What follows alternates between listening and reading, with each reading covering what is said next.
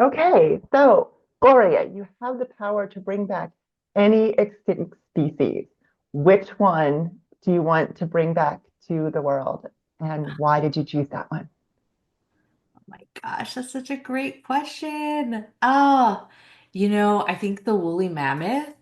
And then like there was this enormous like beaver, like dinosaur, like beaver of the past.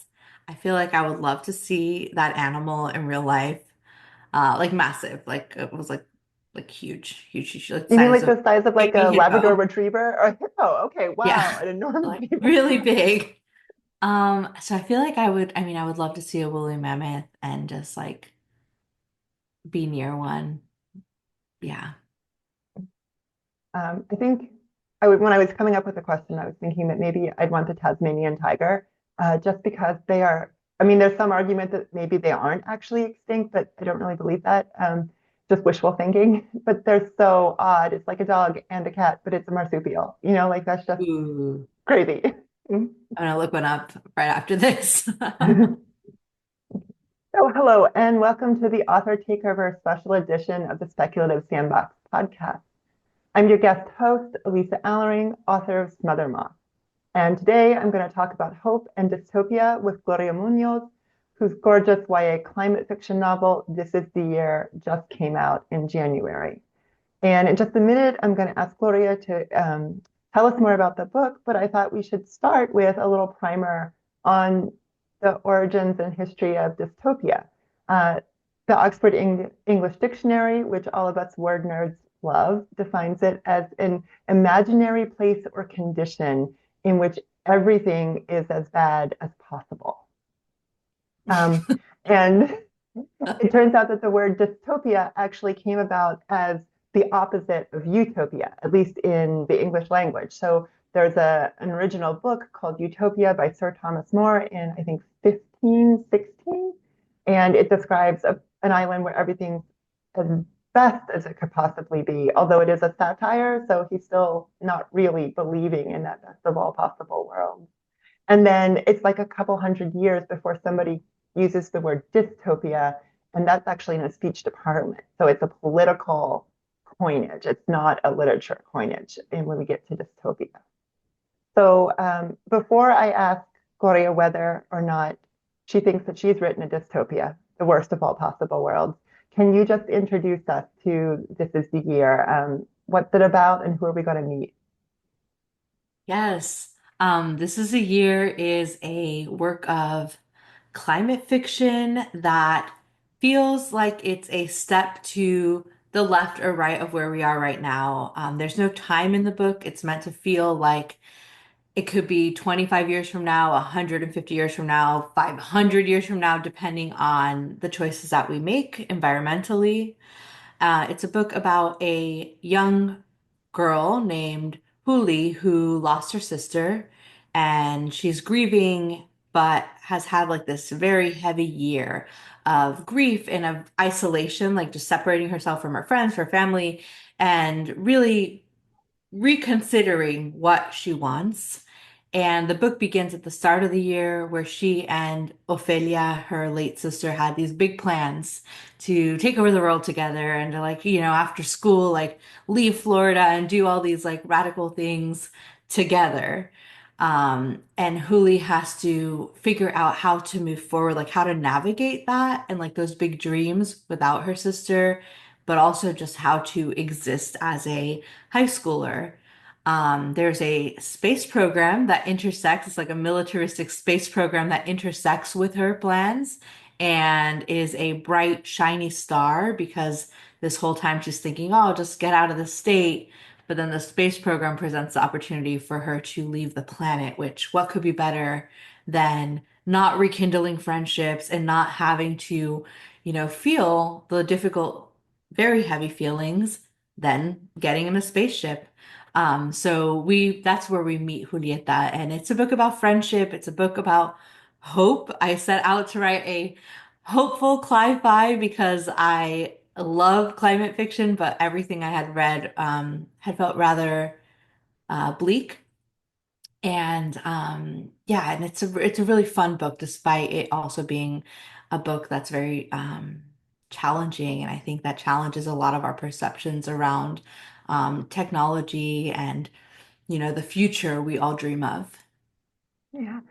So mentioning the hope part, that's why I thought this episode should be called Hopeful Dystopia, because, when I crack the book and I start reading those really dark scenes of her in these dilapidated of post-luxury apartment buildings, I guess they used to be nice, but they're not cared for anymore. And sort of climate refugees have moved in. It feels very dark, even to the William Gibson neuromancer level of darkness. And at the same time, it's like, but this is not a depressing book, despite the depressing surroundings. And as you were talking there, I was thinking that there were really two strong things that feel to me like every teenager ever, which is, especially if you live in a small town, you're like, this is the worst place ever. Yeah. Yes. And, the real world is somewhere else, and I am going to get out of here. And that's a sort of teenage also view of history where I am living in the worst moment in time. I think no matter when it is, everybody thinks that. Mhm. I might be inclined to agree with today's young people that they might be right. But, which leads me to my next question is, what do you think that reading about a fictional dystopia offers to people, especially young people, at a time when they might already feel like they're living in a dystopian world? Why would they want to read about bad things happening, especially ones that are so close to, they're not fantastical bad things happening. These are really believable bad things happening that are like they're almost like they're real circumstances. So what's the value of putting that in fiction? I feel like in dystopic work, people have a lot less choice than we have right now. Things are, and so it is, right? Like they're set up, and those are the rigid structures, and people have to figure out how to move and operate between them, and like they can make those choices, but in terms of like moving the needle, it's a lot more difficult. Um, in reality, we can also feel like that, right? If we think about climate change and who can actually, make a big swing and have actual like affect change for the heating globe, for tides rising, for the amount of garbage that we'll produce on this planet, it's truly the billionaires of the world, right? But at the same time, just within the past few weeks, like we've seen stocks of major corporations plummet and shift because of people making choices collectively. So I think that the ability to change things and to shift and to make choice is something that differentiates the two. And what's fun for me about a dystopic book or like a book with kind of with these constraints is that you then have to figure out like where is the fun? Like where is the hope or where's the beating heart of this character? Like how they exist outside of the setting that they've been put into.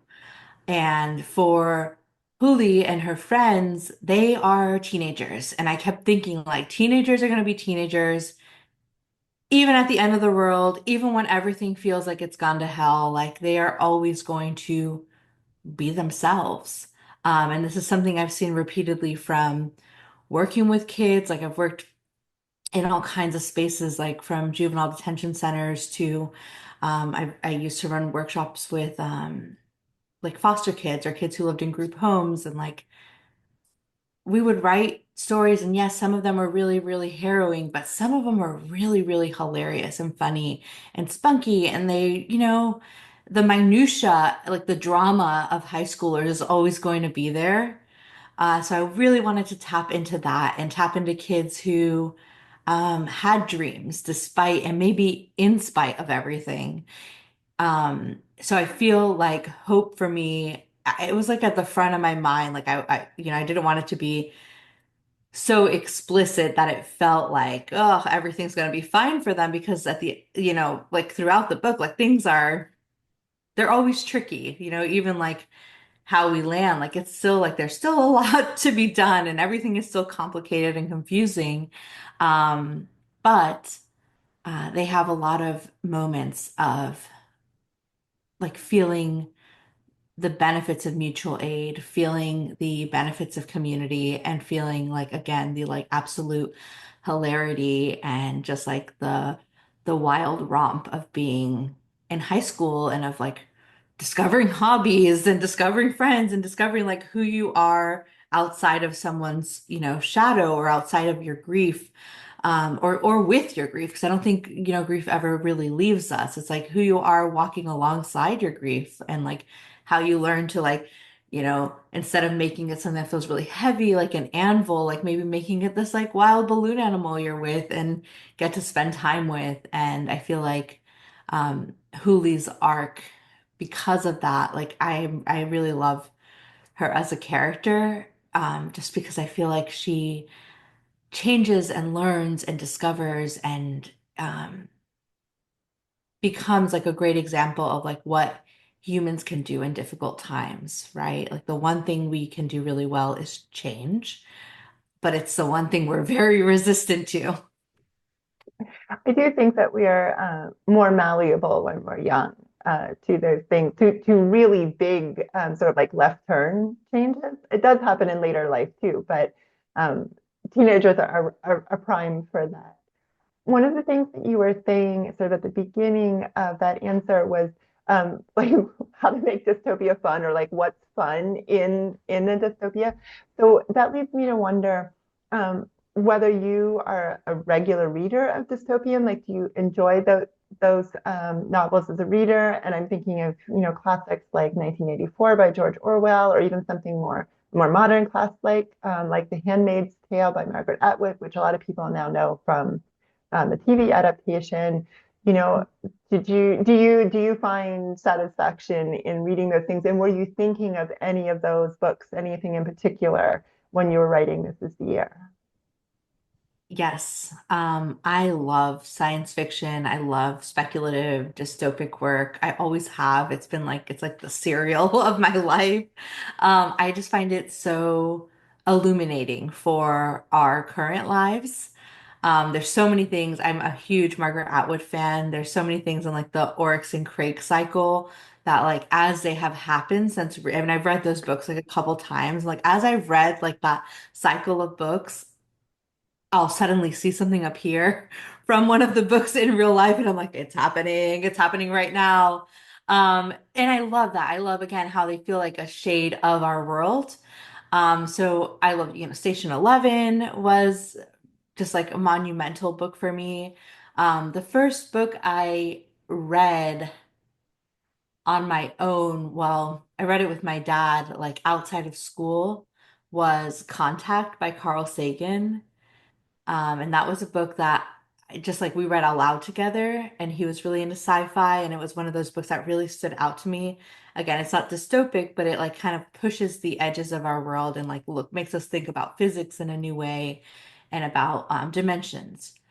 Um, Other dystopic books that I love are Sanctuary by Paula Mendoza and Abby Shear. Um, I love Dealing in Dreams by Lillian Rivera, also, which is YA. And then other books that feel like they're like, oh, actually, this is dystopic. The Last Cuentista by Barbara Higuera. It's just like a fantastic, like far future world with like incredible world building. It won, I think it won the Newbery. Um, so yeah, I love dystopic fiction. I love dystopic television also. I've been very into Silo as of late. And yeah, I love things that feel like they see our world and then like they explode it and then figure out how to shape a setting. Okay. Um, there was a list of great books. I need to go back after this. It's finished. This interview is finished, and write down some of them and check them out, especially that last one that I hadn't heard of. So good. So there's all kinds of dystopias. There's a lot of them rely on totalitarian control and repression of the arts and a lot of like personal agency. And I don't see that so much in This Is the Year. I think the strongest, most dystopian element is the stuff that extrapolates from climate change and the dangers of climate change. Red tides and toxic seawater excess heat, which we were already facing, but like just turned up to 11 or 12. Lots of rain, more extinct species, those sort of awful tides of dead and injured animals that wash up on the beach. So why did climate change end up being sort of the central focus of this fictional dystopia? Well, I live in Florida, which feels dystopic on any given day, to be quite honest. Um, and I've lived here, I grew up here, I moved away and moved back here, and nothing feels as severe to me weather-wise as this state. I don't know if it's because of the extreme heat in the summer and the humidity and or the like fact that we're surrounded by water that like at any given day like you could be driving across a bridge and like the you see the water like actually like reaching up to the bridge. So it just feels like a setting that is giving us all the warning signs of climate change again and in a cyclical way, right? Again and again. Every year we see this. Every year we have red tide. Sometimes it's so bad, like quite literally, it like is a sting in your nostrils, like when you walk outside. Um, I was writing this book when the pandemic, like it was like the end of 2019 when I started it. And then when the pandemic started, I was like, oh no, this is actually like a book. Like I'm going to sit down and move forward here. Because initially I was just writing these poems, like climate focused poems. And like I was thinking a lot about Florida because I don't know if I'm going to, continue to live here forever. But it's one of those places that like while I'm here, I really want to write about it. And I dig into my community and love the work people are doing. Like I'm really inspired by the work people are doing to advocate for climate, to help animals, etc. So I was sitting at this park, and I think it was right at the start of the pandemic, and I had like written all these poems, and I had a very, very, very young kid at the time. I think they would be categorized as an infant at that time, and they're like rolling around this blanket, and then like finally like settled down, and I had my laptop, and I was like sitting at this park by the water that I would go to and because everything else was closed. It wasn't even like a park. It was just like a little like side area like with grass because a lot of places were closing down and all, the whole like all of our classes, like everything had shut down. And I was looking across the water at these very nice houses, like beautiful like mansions. And I just had this moment of like doing this exercise and thinking like, okay, what do those look like in 10 years? Okay, what do those look like in 50 years? What do they look like in 100 years? What do they look like in 500 years? Will they be here in 500 years? Like right against the water on the, right across where I was looking from. And that's where I started building out the setting of this book and thinking, aha, like this is actually like a book length work and it needs to be set right here because this place, like how I see it, shifting every year. I mean, this year after back-to-back hurricanes, Helene and Milton, like it looks like a different place. It truly does. Like it's wild. And like you look up like everything from like the tree canopies and like how they've snapped and regrown to how things have been repaired to the corroding of streets and like these there's a lot of sinkholes that have been filled post these two hurricanes. So it just looks like and feels like a different place. And that's just in one year. And it happens every year. And we don't notice it until it is catastrophic, like this year was. It truly, this year was a lot. Um, but yeah, I was like, this is on the brink of truly changing, like truly transforming. And that's where I was like, this, it has to be set here. And, it's going to be in a more dilapidated, accelerated. I like that dial because I usually use that like metaphor of like, it's this world, but like at 11 or 12, Um, and sometimes it feels like we're closer to five because again, sometimes things can feel very severe and very scary. I love that the sort of kernel that propelled you into a book was this visual imagination of what was right in front of you, of sort of going from here and literally picturing the future of the landscape in front of you. Like I'm a very visual image-based person, and I can see that. I can sort of be like, yes, like you're putting the layers over what you're seeing, and you're making them more decayed. And then like, but what if it was a little? Ooh, yeah. Yeah. The other thing that you mentioned in there is that you started by you were sort of in this maybe like a bit of an aimless time with the pandemic and everything, and you're writing poetry in a park. And of course, the book does include some poems and verses, and I believe they're supposed to be. I mean, it's all in Huli's voice, but they're supposed to be things that she writes in her notebook. So they are literally her own poetry. So, how do you feel that poetry works with dystopia? I mean, I think it works really well, but why is poetry a good way to talk about sort of our dystopian feelings or the deterioration of the physical world? So the poems are in there and they're meant to feel like a little bit of Huli's subconscious uh and of what she's sitting with, what she's mulling over, what she's struggling with. They're very vulnerable, and on the exterior, she's like truly like goth, just like a little rough around the edges. Like she's not vulnerable or someone who you would expect to sit down and write a poem. Um, but I love that, right? Because there's no true archetype for who can write poetry. And I think we all have this like almost like a poet in our minds that's constantly annotating or saying like, look, like really look at this. Like this is a moment of awe and wonder. Like log it, And like when you do that, it's like you're acting like a poet. And like so we're all doing that. We all jump from the literal to the figurative all the time. So she's just tuning into that part of herself. And while the book came from an assignment, like this, like writing poems came from an assignment for her, like having the journal, having this book that she like writes into, it's something that eventually she finds she really loves because she's very resistant about talking about feelings of any kind. You see it with her therapist, Martha, who she absolutely loathes. You see it with like most adults. Um, but here, her feelings can kind of be right out there in the open. And she can blame people and she can be angry and she can be sad and messy in those poems. And I love that for her. Like, I think, the point of a poem is to make you feel something or to make you question something or relive something twice, so much that you feel it. And I think they do that for her in a way that, like, she doesn't yet know how to express verbally or like in the exterior world. Right. I was thinking a couple of things. I'm like, do you think she's going to keep writing poetry as she grows up? Will she keep with it? I hope so.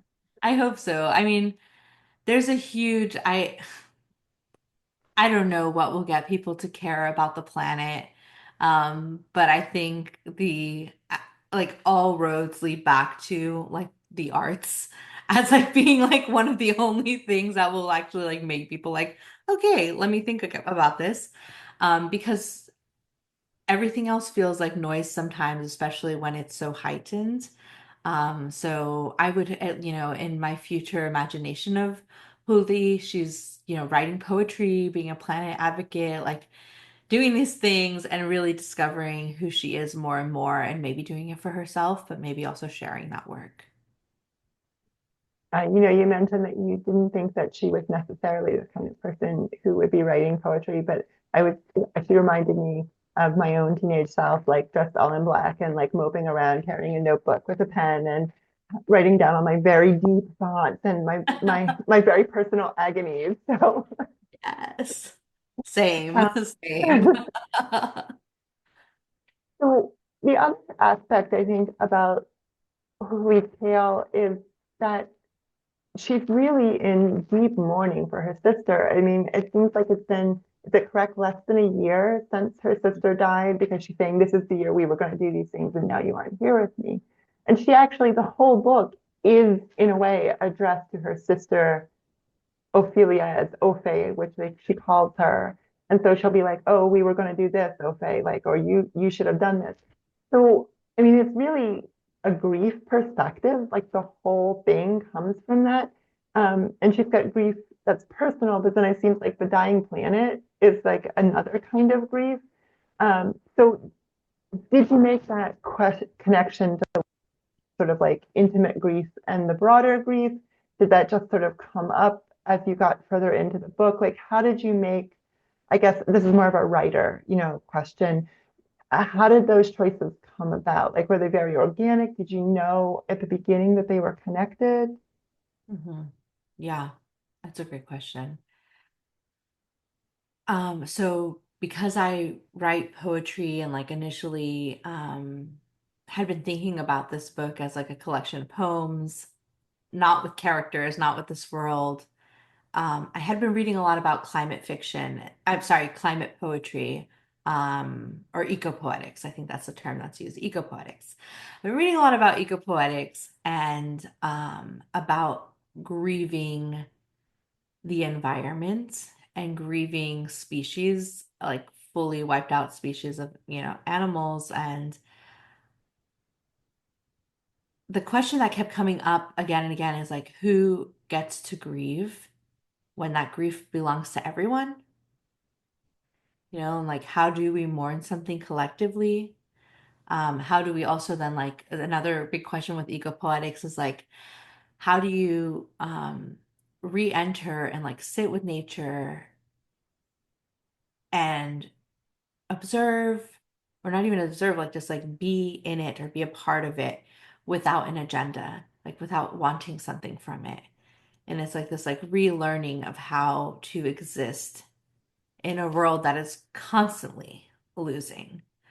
Um, and I think that like elegiac state, like there's like this like elegiac blanket around this book where for the environment, right? And for this world that is rapidly changing.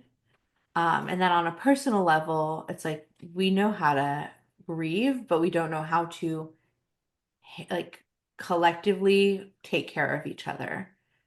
So like when somebody loses, it's like get back to it. It's like you have your 2 weeks, get back if you get 2 weeks. I think it's like 4 days or whatever you get. I don't know. But if that. And I think we don't know how to care for each other. And there was definitely some of that going on with when I was setting out to write this book because um Huli has had like one of the worst losses you can imagine.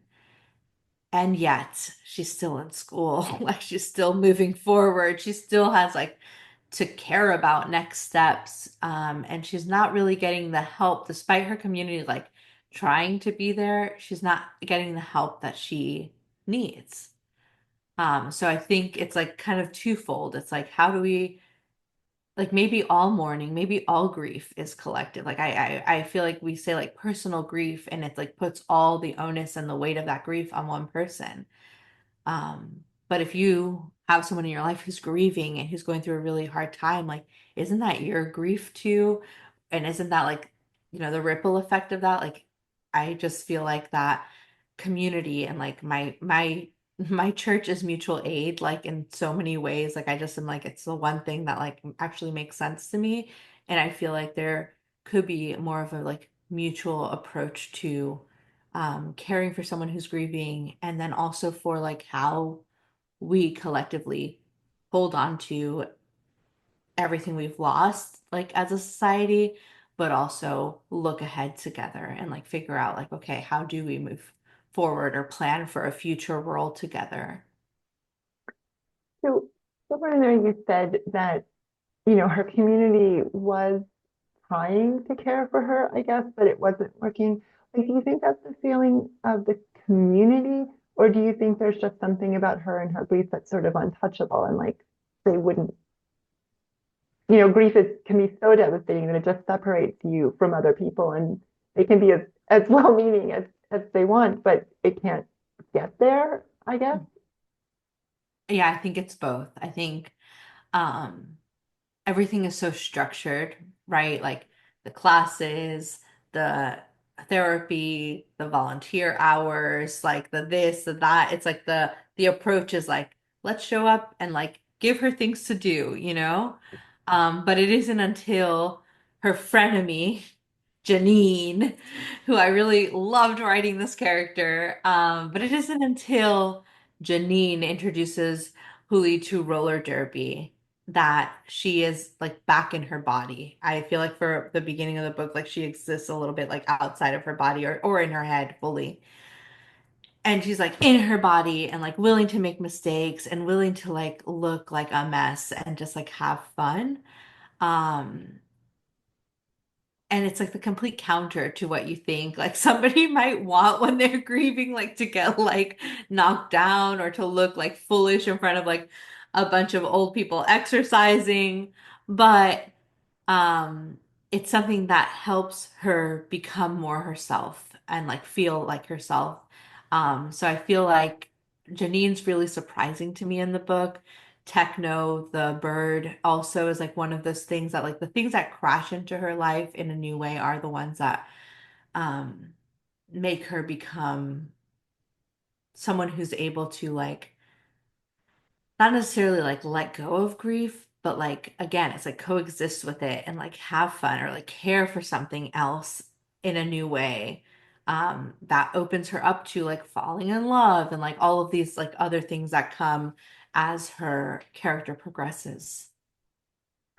Well, you mentioned Janine, and I didn't really think about asking about her, but you're right that she's one of those surprising characters. Like when she appears on the scene, we don't know what to do with her, whether she's going to be friend or foe. So I like that, she's not part of the old group, right? And so Yeah. that makes her really dynamic character and a catalyst for a change. So it makes sense that she's the one who brings this new thing in.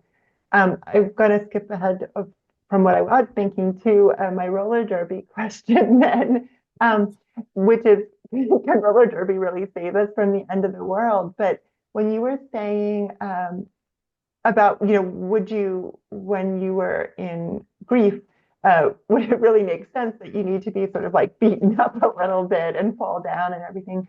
But right now I'm reading Jenny Odell's How to Do Nothing. I was like reading it last night before bed, and she keeps talking about bodily connection, and that, that's part of why we're maybe dysfunctional in the online world is that it's so unembodied. And so for me right now, I'm thinking, well, it makes a lot of sense then that something so deeply physical like roller derby might actually be a good practice for grief, because the things that Huli does that are these prescribed things like go to classes, go sit in your therapist's office and talk. Like it's not even art therapy where she gets to draw or something. It's all just, you know, be a talking head. Have yes, you move through space, but everything. And roller derby is not that I participated, but I do remember roller skating as a kid.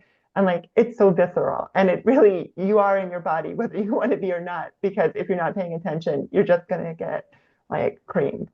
Oh. Yeah. No, totally. Um, I do think like I don't know if it can I think roller skating, I think fun and like being in our bodies can help us a lot. I don't know if it can save us, but maybe, you know, I feel like if we are more present and more willing to like take risks and do things and try things out and like just yeah, like be bad at something. Like I think we spend so much, it's like we graduate and then we graduate and then we graduate again and then we graduate again. And it's like we're all walking around like we're experts, but it's okay to be like a body moving through space messing up.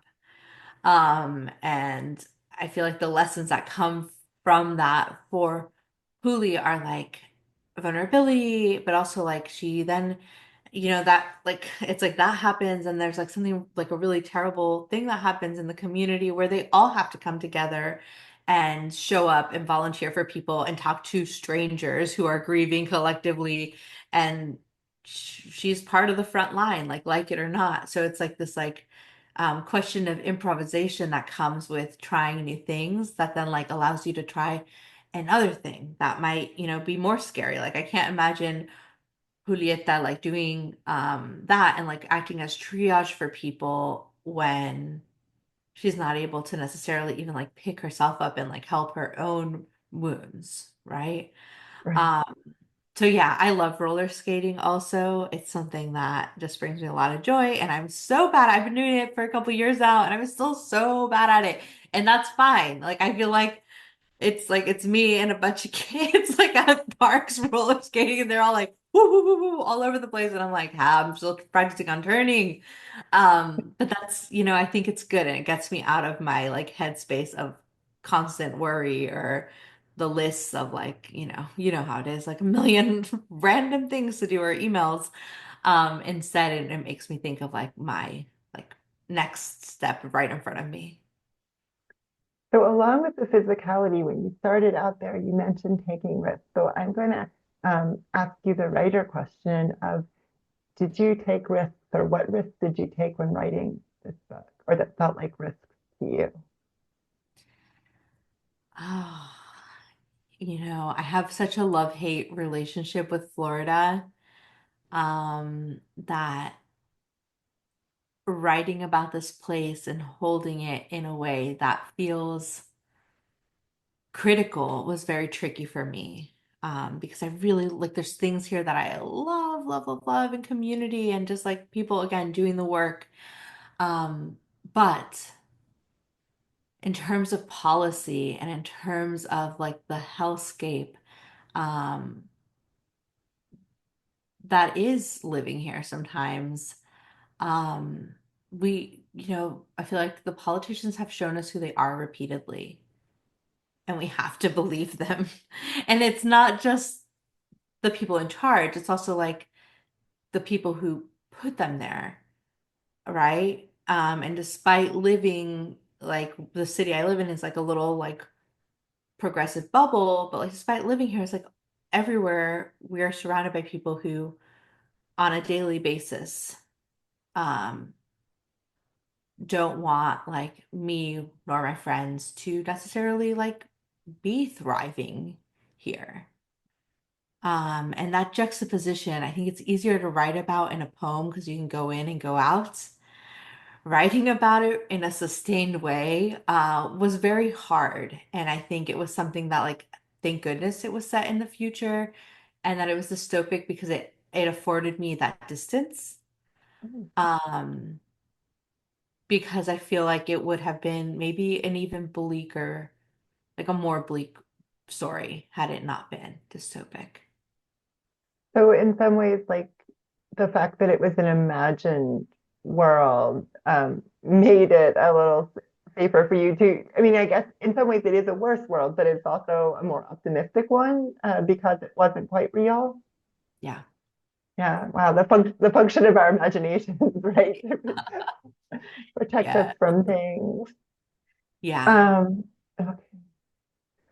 So I wanted to ask this quickly about the Cometa Rangers program. And so that's a big part of that. And I'll just give this quick little explanation that Huli uh, sort of signs up to participate in a merit competition, I guess, to become one of these young rangers who are going to space. And remind me, like, are they going to go to a specific planet, like a moon or Mars, or are they going to a space station? Which is it?